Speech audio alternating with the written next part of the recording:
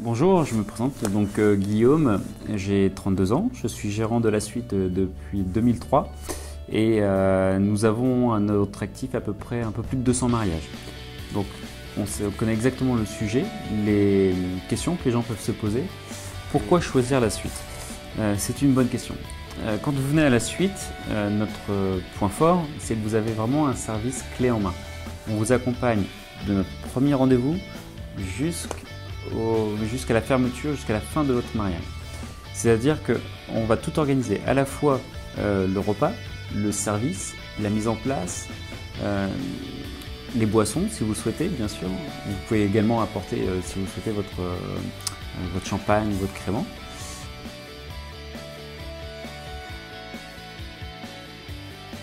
Alors effectivement on a un service clé en main. Maintenant avec l'expérience qu'on peut avoir au fil des années, on est capable de vous présenter différents interlocuteurs, notamment les animateurs, si vous avez besoin d'une nounou pour garder les enfants lors de votre mariage, il n'y a pas de souci. Vous allez bénéficier à la suite d'un maître de cérémonie. Quel est le rôle de ce maître de cérémonie-là?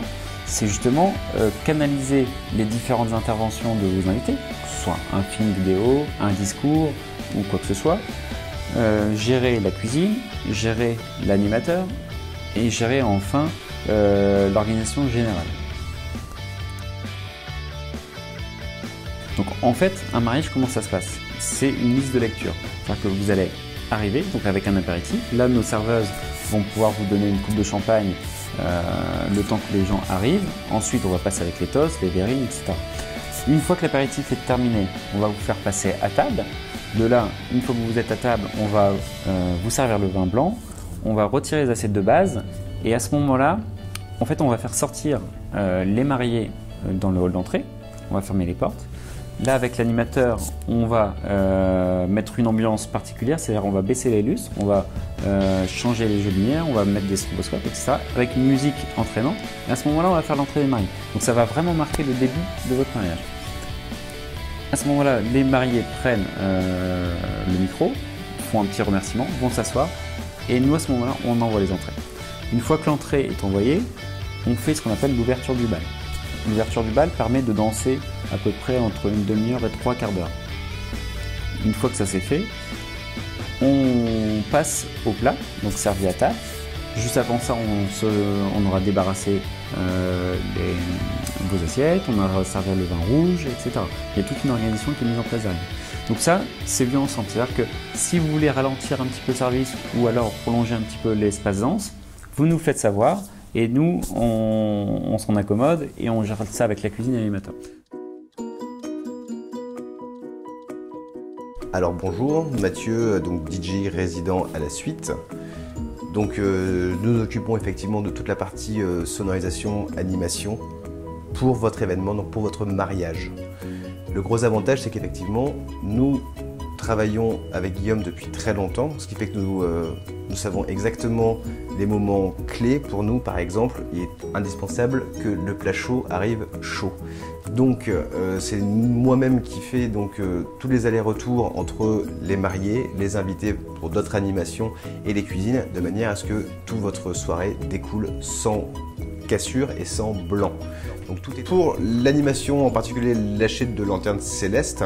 Voilà comment ça se passe. Nous invitons donc tous les invités à rejoindre les mariés qui se sentent déjà avec tous les ballons et c'est les mariés qui vous les donnent en main.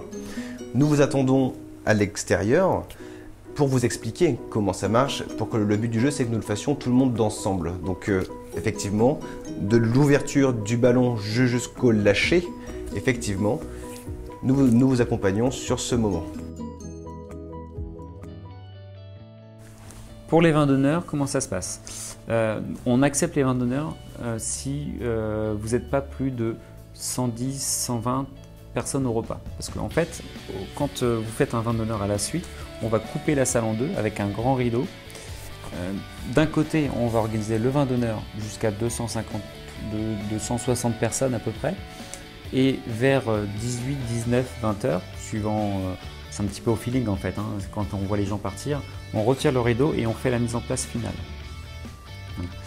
Au niveau du vin d'honneur, On a différentes formules sur notre plaquette que vous allez pouvoir apprécier et vous allez également pouvoir ramener soit votre crément, soit votre champagne pour le vin meilleur. Voilà. Pour le devis, c'est très simple.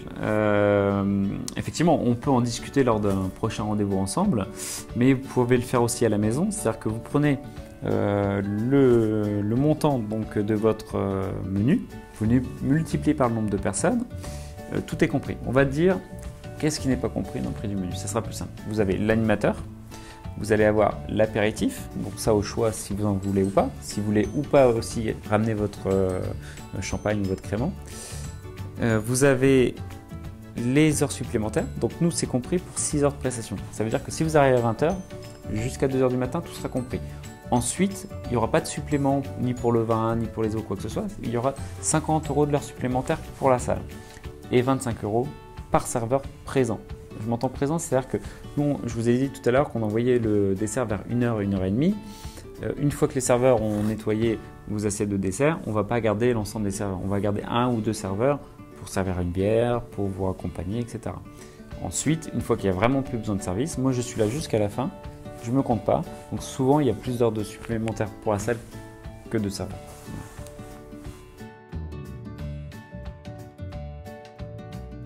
Donc voilà, maintenant je pense qu'avec cette vidéo, vous avez pu apprécier différentes images. Je pense que j'ai fait un petit peu le tour du sujet avec vous. Bien sûr, je vous invite à me contacter pour en discuter plus longuement et répondre surtout à l'ensemble de vos questions.